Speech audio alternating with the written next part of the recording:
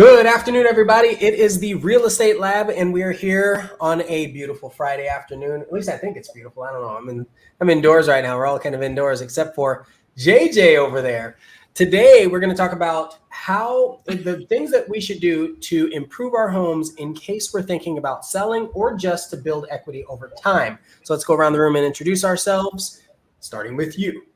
What's up, everybody? Liberty Walker here with Realty Austin, and I have quite a few opinions about what you can do to your home to increase its value. So I'd like to see which ones we agree on and which ones we don't, Ian, today. Oh, that's good. JJ. Hey everybody, JJ Tolentino with the Next Level Property Group. I am on location in Fredericksburg, Texas.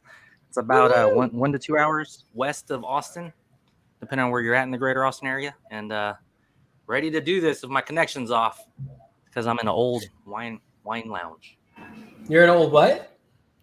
This wine lounge looks like a wine building. cellar. See, that's great. I think Fredericksburg is one of those places. Once people go there, they're like, oh man, maybe we should retire here. But they like being close enough to Austin. Austin has a lot of really neat places like that. Wimberley, Fredericksburg. Love Fredericksburg. All of Dripping Springs. Okay, so it's very fast out here. Yes, it is. I go by ianofAustin everywhere on the internet. Thank you guys for watching today. Don't forget you can catch us on Spotify, Google Podcasts, all that sort of stuff. And so we're going to start off by saying, it's kind of selling season, right? Don't you think? I think so. I mean, we were all kind of having the rumors spread around that the market was cooling here in Austin. I don't see it, guys. The weather's cooling. And so people are getting outside and looking at homes. Yeah.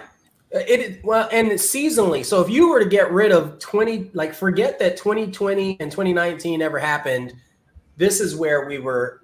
This is what's normal. And it's kind of that time where people are like, okay, now I have time to slow down, work on some projects. There's still a bunch of people moving here. Well, now that they're in their houses, everybody that got their houses in 2019, 2020 are like, okay, what can we do to make sure that we continue increasing our values? And so that's what we want to talk about today. Did you know that there are 183 new listings this week? Woo-wee! Yeah. I know, right? Yeah. Okay, so let's talk about what are some exciting things that you think people can do. I'm going to go with you, JJ. Give me something that you feel is worth their bang for the buck, putting money into to renovate a home, and why. I will go with minor bathroom remodel. Okay. And when I say minor, exciting, let's say $10,000 roughly. And I think when we look at houses, we kind of. You ever look at a house because we've been doing it so long, like very quick, and you just look at the kitchen, you look at the bath, and then you just start putting together. This is how updated this house is. Yeah. All the time. Yeah. Well, so and I noticed you said how updated the house is. So you think that's important for our buyers? Yeah, I mean, you could update so many different things. There's obviously different rooms, there's living rooms, there's flooring. Something about a bathroom and a kitchen is just a little to the point. Yes. People, I mean, and I guess you could see that you could say that those rooms probably would be the pricier to do a remodel in, because if you're looking at other rooms, we don't have cabinets in there. We don't have plumbing. They're just rooms. Right. So plumbing. There's more details there. Yeah, those are big rooms. It also depends on what you're doing, right? Like if you're just painting cabinets and throwing some handles on there, which that can give you a great return. Yeah, it gives you a great return. But if you're starting, like you said, plumbing. So, we just moved into this house and I'm like, how great it would be to have a forever coffee maker hooked up to water so I don't have to worry about pouring water in. Like that's the kind of stuff I'm worried about, right? And that's some next level stuff right there. Ian. It is, but it is not worth it. I am not going to recoup that cost ever. It's just not going to happen. It's cool, but it's not worth the money. So do you give me an idea of what you've seen for kitchen remodels lately? Well, I'll throw one out there. What I see, in the olden days or builder grade stuff, you'll see like Formica tabletops. And every time I walk in with a client, they're like, ew, nobody likes that. But why? Why don't people like that? Because and we have to share this with people that are like in this situation. It's like, do I really want to spend the money on upgrading my counters? Underneath that stuff, it is like a composite wood. So if it got cracked, if the plastic vinyl stuff on the outside were cracked, I mean, it does over time show wear and tear a lot more than maybe something like quartz countertops would, So I think maybe that's why people don't like it. Also, to take those suckers out and replace it, you're looking at $7,000 for tabletops, for marble quartz tabletops. And so when a buyer comes in and like, oh, that's just one more thing I need to do. Well, that's just it. That's actually a really good point, because the buyers are looking at it like, okay, well, now I have to pay that money. But at the same time, they're thinking, well, the seller should give us that money off. Yeah, who knows what kind of wheeling and dealing they're doing behind those curtains. So their mind. Do you also, and you tell me how you feel about this, JJ or Liberty, either one, like, do you ever get to where you're going through a house and you've seen that they've kind of skimped on upgrades, let's say countertops, and you're like, okay, if they've skimped on that, they're just being cheap? Well, that's such a good point, because when you said earlier, painting cabinets, like sometimes you walk in or you look at photos and those cabinets look fresh. They are white and they're beautiful. And then you open them up and it's like, what were they doing in here? Were they like keeping animals inside these things? They're like moldy and gross and syrup is spilled. And so also the paint itself, if you use a latex paint on cabinets, that stuff just peels off so easily. So it could look good for about a week. So I don't know, guys.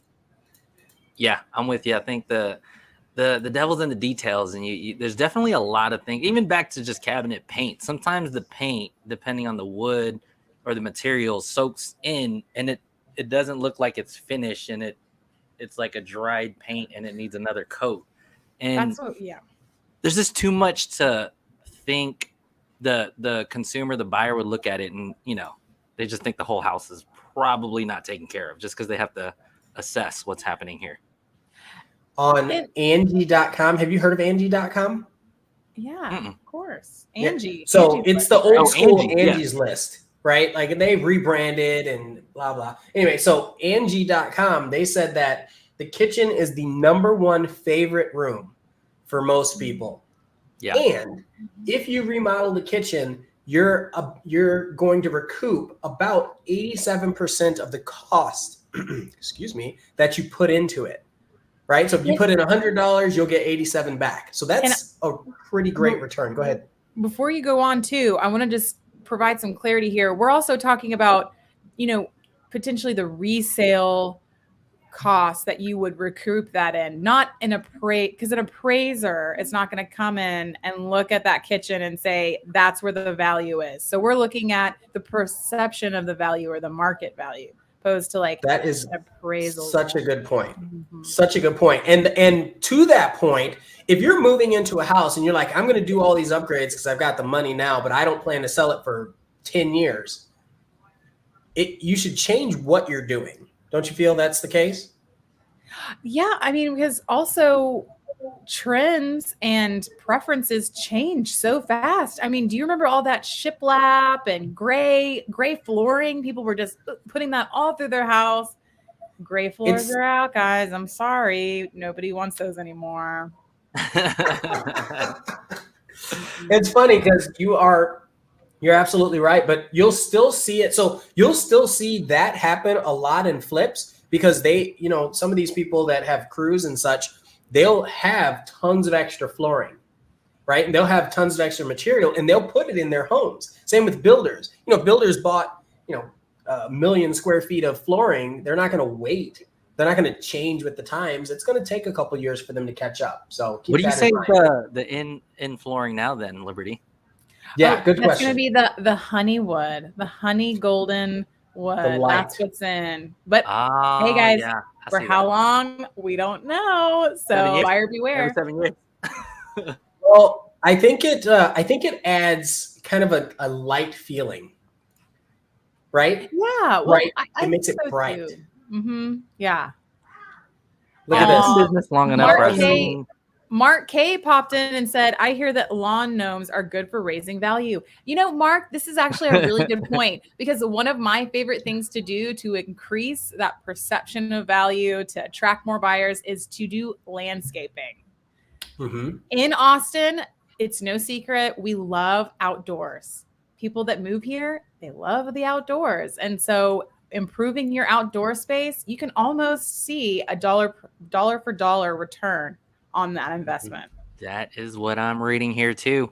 Here, check this out. The average homeowner spends about $3,500 for landscaping and about $1,500 on a designer, according to the American Nursery Landscape Association. So, what is that? Okay. For $5,000? So $5,000 on exterior design. Yeah, and that's good. That's healthy. You know, that's the first impression. You're there opening the door for the buyer. They're kind of looking around, waiting for you, absorbing it all.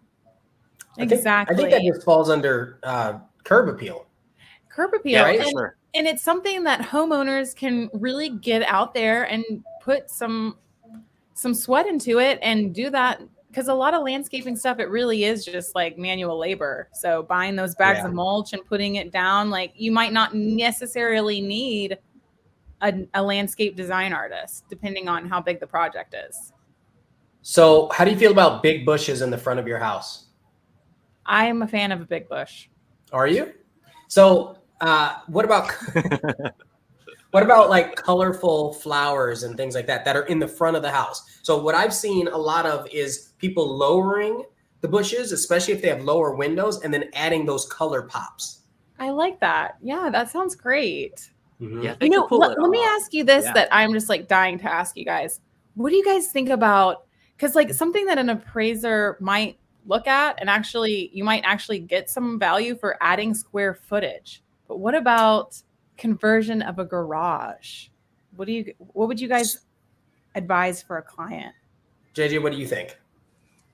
I've been in situations where they want that converted back, and the cost starts to go, you know, it could go either way, because I've also sold where they counted it as square footage, but it's not one of those that you get your money back. It might actually turn into, you have to redo it, and that might cost money, and it ends up costing, because a lot of this is how good is the package as the house as a whole. And you know, any opportunity for a buyer to negotiate a piece, it's not always an exact value. Sometimes they want more out of it, and it gets a little blurry with cost. So I've seen it work out really well if it's, let's say it's a 2-bedroom, 2-bath, and everything else in that neighborhood is a 3-bedroom. It's like, okay, this is your opportunity, right? Because now you're matching the other houses. Garages are less important than interior living space, I feel. That's so important. Like in Austin, the older homes that need more space, they're in good locations. That's kind of where it might make sense, maybe. Yeah. Well, and you also have to think about how large the yard is too, right? Because, and the reason why I say that is we're talking about adding on. So you can convert a garage, or you can keep a garage and maybe even add something onto the back, or put in, what do they call them? A granny flat or a she shed or some kind of pod instead. Oh, people love that. I think that's a lot better if you can make that work than having to get rid of your garage entirely, unless you can just, I mean, you've got to make it really nice on the inside. Yeah, that's true. Or if it's like walkable, and maybe like people wouldn't have a car necessarily, but that's going to be really central if you're thinking about that. Well, one of the things my ears perked up when you were talking about, Ian, you were talking about matching the neighborhood.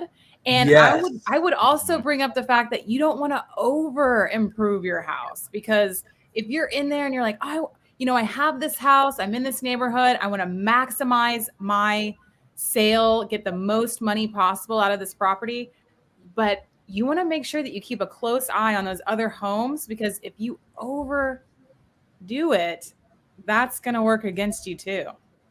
That is such a cool concept. And so how would you recommend that people keep an eye on other houses? I would definitely say call one of us or call your realtor, because we can really do an evaluation. We can even go in and say like, and look at old photos of past listings and say, look, everyone here has tile on the floor. If you put hardwood walnut floors in, I mean, that's not going to be, you're not going to get a return there. You're just not. You know what I like to do? I like to go, well, one, I mean, open houses can be fun if you're just trying to get some ideas. But I also like just looking at listings. I mean, it sounds so basic, right? But if you look at listings, like let's say you are thinking about selling, that means you're probably going to buy something. Well, what are the things that you're looking at when you're buying and saying, oh, I like that? Well, go look at listings in your neighborhood and say, well, that house doesn't have that. And what does it need? Like you can compare that house to your house. That's the same thing we realtors do as for comps. A little more granular, but that's important, right? Understanding exactly what's in your neighborhood. Just look at active listings. I was talking to a contractor this week just to pick at his brain. What's up, Sanjeev? Hope you're all well. Great topic today. Yeah. And he was one of these contractors on the front line, and we're talking about this topic. And he had one of these analogies. He said, Cadillacs, you could only fix up a Cadillac so much until it's a little too much. So there's a Cadillac update, and then sometimes you just got to go full blown Ferrari, Lamborghini, and that's just always gonna get your high end buyer. So that was his analogy with different products just kind of have a certain range, and then other products have obviously he has not seen Pimp My Ride, because I've seen amazing things happen to that Honda Civic and that Mazda 6. I mean, but you're right. Like, also, I am a fan of telling people, customize your home that makes you feel good in it. If this would be a great show, Liberty. Pimp My Home. Just like go all the way. Let's do it.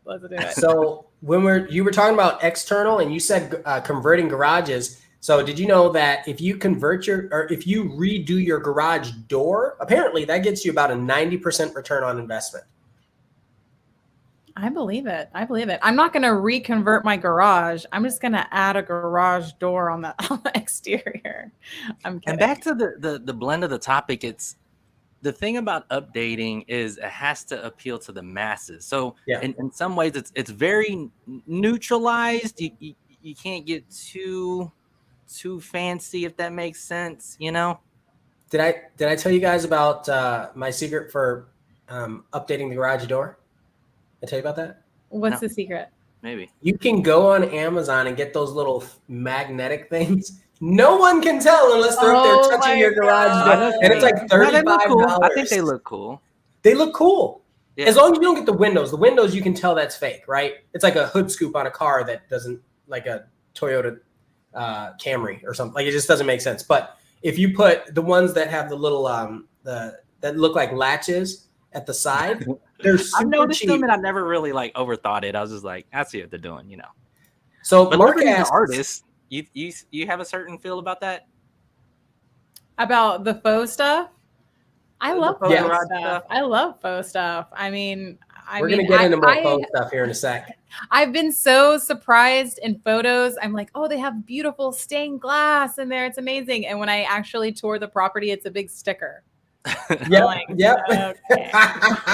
Yeah. I saw that at Home Depot. They're selling them. They look like mosaic tiles for your windows. But hey, guys, it got me in the house. And once I was there, I realized that the neighborhood was actually really cool. So there's some of that too. Like, make the home nice. But I mean, okay, so if you're going to redo flooring and you have a budget of $6,000 and you want to sell your house, and your realtor said no one wants carpet, you're going to need to replace this carpet before we list. I mean, would you guys say go with the wood floors that you would put in your own home, or would you go with the vinyl plank? I mean, that's such a tough question. It depends on if your area. There's so many reasons, right? Like, we have. If you have pets, that's going to be a factor, right? If you're just trying to sell it and get rid of it, you still have to think about what the community is going to seek. If you have a bunch of people that are moving from California, do they like carpet? I don't know. If you have a bunch of people that are moving from Chicago, when I relocated, every house had carpet. I actually feel weird walking around on a floor with no carpet. I had to adjust my mindset for that. Yeah. You know, the market will find its place for either of the two. But Yeah. I do think general Austin blanket statement, you're going to find someone that's going to pay for the wood floors and appreciate Absolutely. it.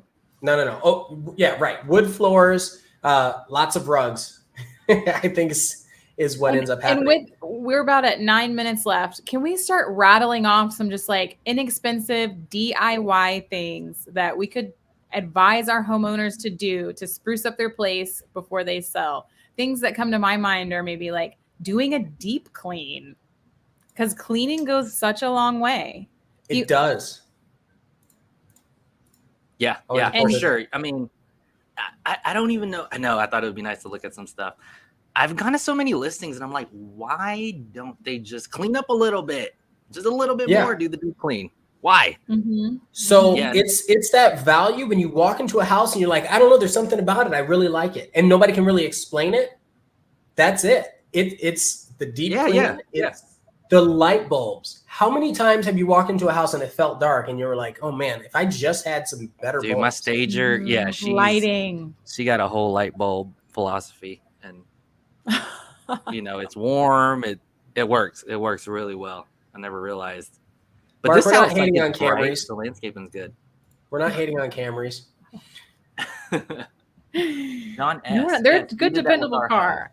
So I'm curious what John is referring to when he's talking about people commenting on the thing that he did to his house. Are you talking about garage door, those little appliques that go on? Because here's the thing. If you're in a place like Seattle where there are, property values are high and a lot of people know that trick, then sure, they're going to be paying attention to that.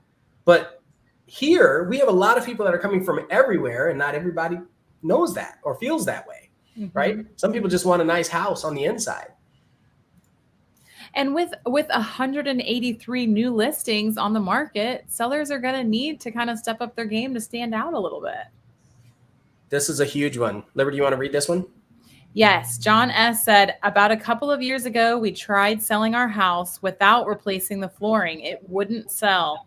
We spent about $7,000 to replace the flooring, and we received multiple offers. Well worth it. Boom. John, yes. I love that. I'm sorry you had a headache in the beginning, but the proof is in the pudding, you guys. Floors are super important. So if you only had the budget for one or two things, I would think flooring and fresh paint at least. Yeah, those are really big. Deep clean. Yeah, and if I had to rattle off something real quick, when we're talking about faux stuff, I love Carrara marble, right? And high-end stuff. So there's that white like quartz with the the veins in it. Yeah, I see what they're doing, and to me it's still cool because it still fits, in that space for not super luxury high-end marble, but nice looking quartz.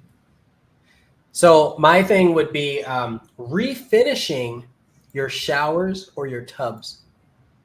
Yes. Yeah. So instead of buying new bathrooms stuff, right? Yeah.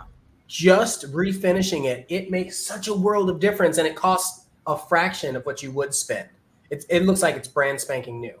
Just like having bath fitters come out and redo your stuff, you can just have someone refinish, and it's like, oh, okay, well that's brighter than my teeth. It's incredible. It's like, wow. Yeah. I mean, replacing outlet faceplate covers and around your switches. If you have a off-white, put that white in there, you guys, because you would not believe walking through homes with buyers and they just kind of focus in on stuff like that. And you do not want them to be thinking of that as their last impression. Yeah, it's very distracting.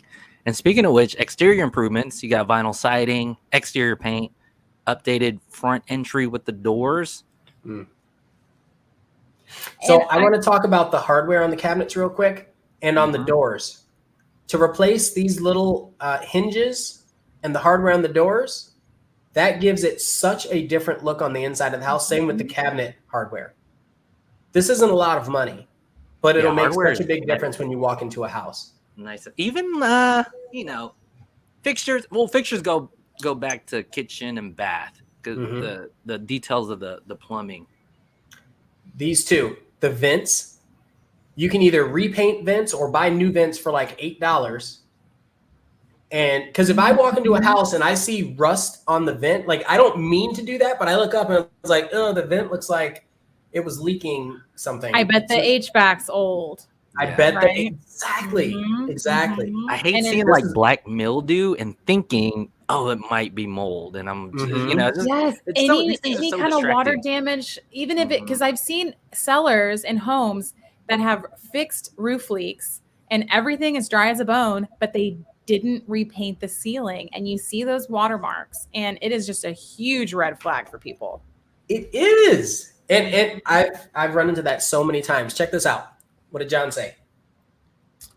John said refinishing and regrouting everything made a huge difference. Man, Yes. you're on it, John. I agree. John's ready to make Yeah. it. So if you have That's what tiles John did and well. it wasn't sealed, just cleaning the in between the tile, the grout in between the tile, and making sure that there's no gaps in the grout. It does. It over 5 years, you'd be disgusted to see how it used to look versus now, or how it looks now versus how it used to look. You're like, oh, what is all that? And What about Bill Pickle- popcorn ceilings? Go ahead. Popcorn ceilings, yes. Scrape that off. You know, Do you know a cost? Have you had a quote on that lately? A bid? Yeah, it's okay. So the biggest cost, the cost on actually removing the popcorn isn't where the bulk of the cost is. If you have to replace the sheetrock underneath, so I mean, this isn't like a huge like just broad statement for everyone, but really, it's not. I mean, you're not talking about tens of thousands of dollars for a 2,000 square foot house. You might be thinking about, you know, $2,800. Yeah, it says I've looked up $1 to $2 a square foot roughly. And just to rattle off more, a deck, patio, or porch edition. That's a good maybe one. several thousand out there. A good 10,000 would be a solid 16 by 20 foot. People like Here's the elephant in the room: energy. Whether it's windows, whether it's solar panels, right? Whether it's new lighting. So I just spent I just spent a lot of money to get new what do you call them? Outlets, smart switches for the entire house, so I can walk around the whole house and be like, turn this off, turn this on, do this, do that. Ian, when are we invited to a housewarming party? I gotta see your place in real life one of these days. Your office looks huge. Oh, thanks. It's just the bokeh effect. I do like the emphasis on windows, though. Oh yeah. Well, so windows, that's a $25,000 cost minimum. Windows are expensive, y'all. You got to size. They're expensive.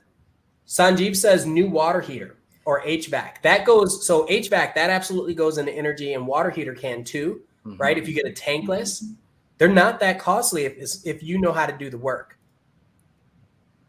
I mean, and if it really comes down to your budget, like, yes, Sanjeev, people want a new AC. But if your, 1985 AC is still functioning as it should, that might be something that I would say save on your budget and redo something else that might. I've got a buyer tip. pay for it. You could do that. I've got a tip. I'm giving you some secrets, y'all. If you're listing a house and you know you have older appliances like that, here's what you do. You offer 2 years for a home warranty to cover those appliances. You read my mind, Ian. Did I? I agree. I was thinking the same thing. I was like, pay for that $250 home warranty policy to ease your buyers' minds, but yes, dodge the bullet on that new HVAC. Mark K, thank you so much. We just want to say thank you, Mark. Oh, thank everyone for being part of this. Mark needs to come to the real estate lab party, man. He's getting a VIP ticket. Yeah, Mark's always he's ready for happy hour on Fridays. It sounds like. Hey, we are too. One that's kind of a cheat one, y'all. Staging. Does that count? Well, if you're selling, sure, but that's not necessarily an upgrade. True. But it is important if you're listing your home, especially as the market cools not really an a bit update for the but season. It kind of factors in a little bit.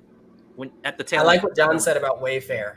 I mean, I don't know if Wayfair is a controversial company right now, but just getting the fixtures, $1,000, and that can net you a lot as far as return So he's on your saying investment. Wayfair changed all the fixtures and lighting. Well, he went and bought them from Wayfair, and then he can go Okay. through the whole house, all the fans and the lights and that sort of thing. I think, if you're really committed to selling your home and that is a goal for you, go ahead and put that work in on the front end, guys, because it will pay off. We've seen it happen. People like John, we hear it from them all the time, kind of what happens when you don't versus what happens when you do. Yeah. So, especially in a good market. Even in this market, I think the more you put in, these people are ready for. Most people want turnkey, so give it to them. That's right. That's right. I want to talk about the Ring camera that John mentioned at the end of this too. So a Ring camera or a Google Nest. Right now, if you are not a party to the conversation, you should not be listening to audio. Yes. But you're your own person. This is your house. If you're selling it, right? So all I'm going to say is that does give you kind of a creepy advantage. But like I have a Nest on a doorbell camera on my door, and I've got one in the backyard too. So it's one of those things. You do get to hear if people are looking at your house, walking through, hear what they say, what kind of feedback, because sometimes that gets lost in translation. And hopefully they're saying they love that fresh paint. Yeah, well, if they say they love the paint, but gosh, this room's too small. Well, you can't change the room, right? Mm-hmm. But at least not easily. Not easily. It all comes with a price. So yeah, all that to say, that's a really good suggestion. Thank you guys so much for tuning in. This has been a great episode. Lots learned for all around. Sorry, we're over time. We are. But John, we'll talk about it. Everyone, have yourselves a great one. Catch you later. Thanks for joining. Thanks, everybody. Next time. Bye. Bye.